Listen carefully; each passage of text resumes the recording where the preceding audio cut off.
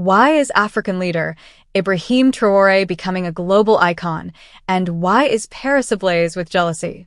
This is what occurs when a colonial power is challenged by an unyielding leader. But you won't believe it. An astounding 18 failed efforts were made by France to overthrow President Ibrahim Traore.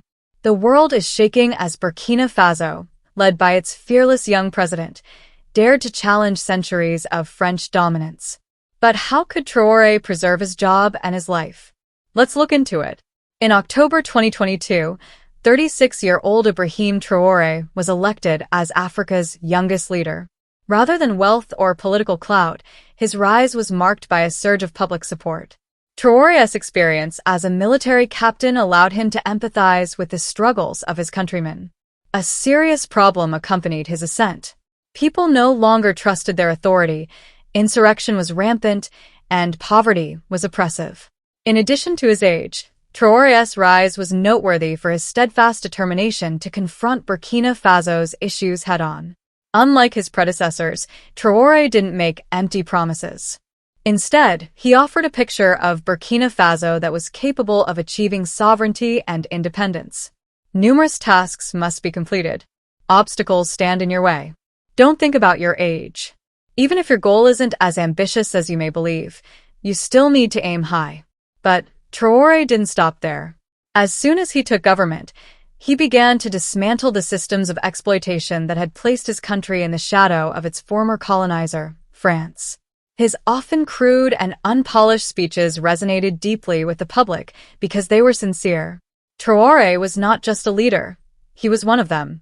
A guy who had seen the hardships of seeing his own people suffer while others benefited from his nation's wealth. After the last troops left Burkina Faso, we understood what it was about. The impacts followed immediately. But after understanding our message, the people of Burkina Faso had followed the same path as the rest of the world, something she had failed to see. We quickly and hurriedly reorganized. We saw the dormant terrorist cells awaken in Burkina Faso.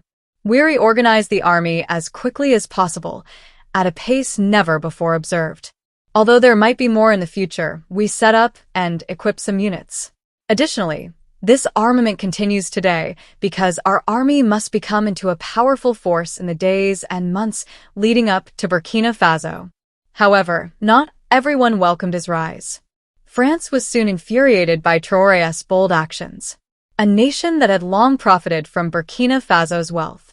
But why exactly was Traore such a threat to Paris?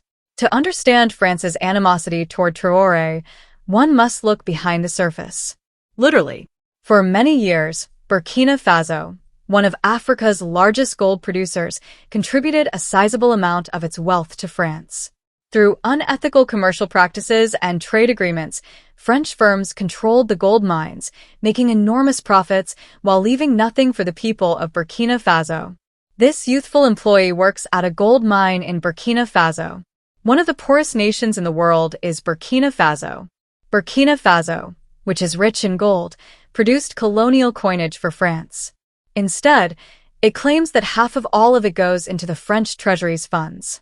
Through unjust trade agreements and economic practices, French firms controlled the gold mines, making enormous profits while leaving nothing for the people of Burkina Faso.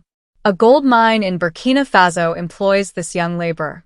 Burkina Faso is one of the poorest nations in the world.